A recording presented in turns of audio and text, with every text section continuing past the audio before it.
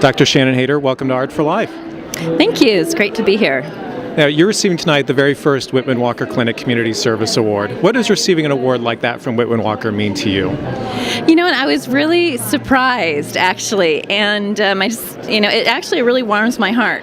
Whitman Walker is a clinic that I believe in. It's a level of excellence and a leader in our overall response to HIV in DC, and it has been for a really long time. So I've thrived and just really appreciated my interactions with Whitman Walker over the few years I've been in DC.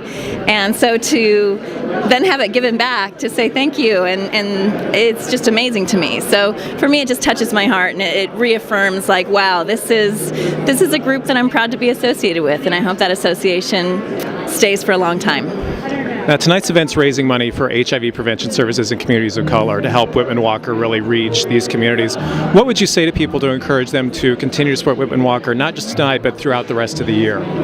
Well, I think one of the things that's really important is to realize we still have so much work to do for HIV prevention. And as much as treating HIV has become a science, both an art and a science, and we have more opportunities for the healthcare system to at least support care and treatment for people who are already infected, we are still vastly undersupported in this country for HIV prevention.